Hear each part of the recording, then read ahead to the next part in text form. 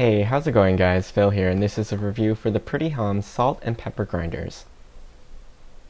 This is the salt and pepper mill set. You'll receive two identical grinders with glass bases and stainless steel tops. You'll also get a small metal carrying tote. The glass bottle of the grinder is thick like a mason or pasta sauce jar. They have ridges on the bottom for extra grip on your table. The grinders stand about 5 inches tall, and the glass jar unscrews easily by gripping the neck and twisting the base clockwise. The jar by itself is 3.5 inches tall with a 2.5 inch diameter base. It has a capacity of about 1 cup.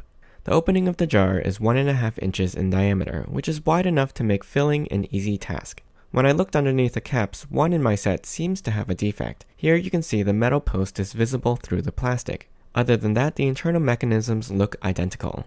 Both units have caps that cover the grinders, so excess salt and pepper won't go all over the place. You can also adjust the grind size by twisting the black cap holding the ceramic gear in place. When the gear is way out like this, you'll get very large, nearly unground pieces.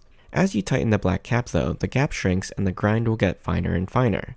The easiest way I found to fill these is to take a sheet of printer paper and make a funnel. Then pour the rock salt or peppercorns in.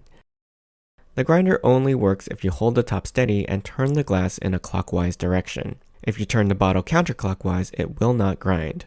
It turns out the grinder that had the post showing is actually defective. It wouldn't grind because the lower portion of the grinder spun with every turn, rather than staying still and creating resistance. If I held the bottom still with my finger, I could grind with it, but I really shouldn't have to do that. After contacting the seller, I did receive an entirely new replacement set. This pair didn't have the cosmetic defect, and both grinders seem to work fine. So here I'll show you the coarse grind for the pepper.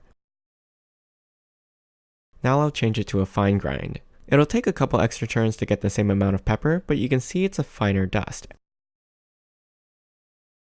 And for comparison, I'll show you with the salt, starting with the fine grind. Now when I loosen the tip, I get a larger grind. The salt also comes out much faster with fewer turns. Overall, the replacement set of grinders works well, and the bottles have a decent capacity. We use these regularly for cooking and seasoning dishes, and so far they're holding up to daily use. I hope you enjoyed this review. You can ask me any questions in the comments. I'll put a link to the product in the description below. Don't forget to subscribe to my channel, and join me next time.